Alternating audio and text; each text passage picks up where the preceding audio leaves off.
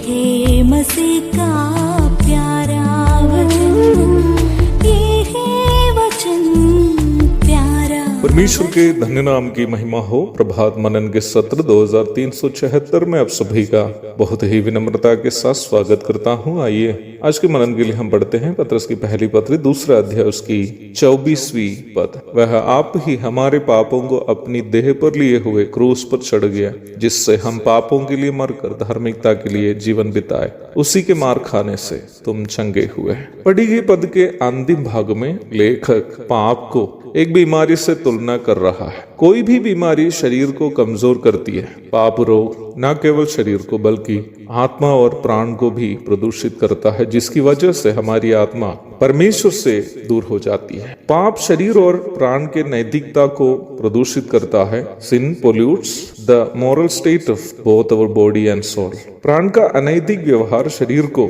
वही काम करने के लिए प्रेरित करता है जो परमेश्वर की धार्मिकता के विरोध के है। रोमी अध्याय 7 की 18 से 20 तक पढ़िएगा। हमारी आत्मा हमारे पाप से प्रदूषित शरीर में वास करने के कारण पवित्र परमेश्वर के संपर्क में रहने में वह असमर्थ हो जाती है। यही वो वजह है जिससे हमारे शरीर और प्राण परमेश्वर से दंड प्राप्त करने हेतु योग्य ठहरते हैं। पापी को दंड देना एक ईमानदार न्यायाधीश का कर्तव्य है।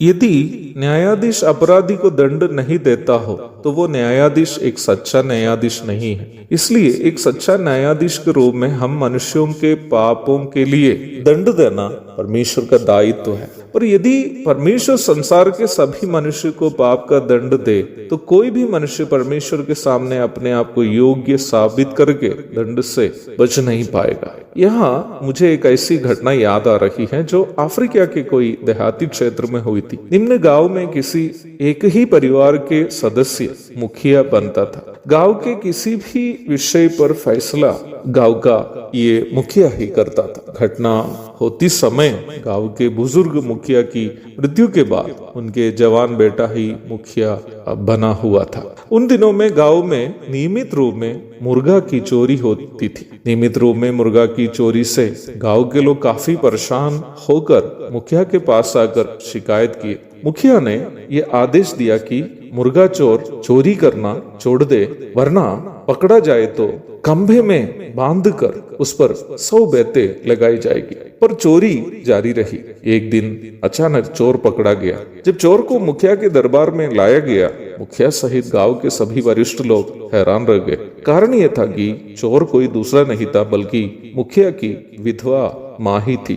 गांव के लोग भी चुप रह गए। कुछ देर तक मुखिया भी कुछ बोलने में असमर्थ रह गया। पर थोड़ी देर के बाद उपस्थित ग्रामीणों को देखकर मुखिया जी ने अपने हाथों को आगे बढ़ाते हुए आदेश दिया कि अपने को सामने के खंभे में बांध दिया जाए। यद्यपि लोग असमंजस में तो थे, वे मुखिया के आदेश अनुसार उन्हें खंभे में बांध दिए। बंधा जाने के बाद मुखिया ने अपने अंगरक्षकों से इस प्रकार कहा, चोरी तो मेरी विधवा माँ ने किया, पर यदि उन पर 100 बेते लगा दी जाए तो वो फिर जिंदा नहीं रहेगी। मुझे तो मेरी माँ को मृत्यु से भी और उसी प्रकार उसकी चोरी करने का स्वभाव से भी बचाना है। इसलिए आप लोग वो 100 बेते जो मेरी माँ पर लगनी थी मुझ पर लगा दिया जाए। जब मुखिया के अंगरक्षक अपने निर्दोष बेटे पर एक एक करके बेते लगाने लगे, वो विधवा माँ बिलक बिलक कर रोती हुई इस प्रकार बोली, मैं कैसी माँ हूँ, मेरी गलती के कारण मेरा बेटा मार खा रहा है। बेटे, मेरे बेटे, मैंने ना केवल तेरी इज्जत को मिट्टी में मिला दिया, ऊपर से तुझे मार भी दिलाई। अब से बेटा मैं कभी कोई ऐसा काम नहीं करूंगी जिससे तुझे दुख उठाना पड़े। परमेश्वर जो हमसे अत्यघात प्रेम करता है, गत्समने से लेकर काल्वरी तक वही किया है जो मुखिया जी ने अपनी माँ के लिए किया है। जैसे मुखिया जी बेते खाने से उनकी माँ सजा से बच गई, वैसे ही परमेश्वर के पुत्र प्रभु यीशु मसीह पापी मनुष्य के खातिर निंदा, कष्ट, कोड़े और कीले को सहने से हमें पाप का अनंतकालीन दंड से हमेशा के लिए छुटकारा मिल गया। प्रभु यीशु मसीह के प्रायश्चित मृत्यु एवं पुनरुत्थान पर विश्वास करने वालों को परमेश्वर यीशु मसीह के कारण क्षमा देने से न केवल हमारे शरीर और प्राण नरक से बच जाते, बल्कि हमारी आत्मा परमेश्वर से संपर्क में रहने की सौभाग्यता भी प्राप्त करती है। एक और शुभ दिन की धन्य कामनाओं के साथ आज का मनन में यहाँ समाप्त करता हूँ। प्रभु आप सबको आशीष दे। आमीन।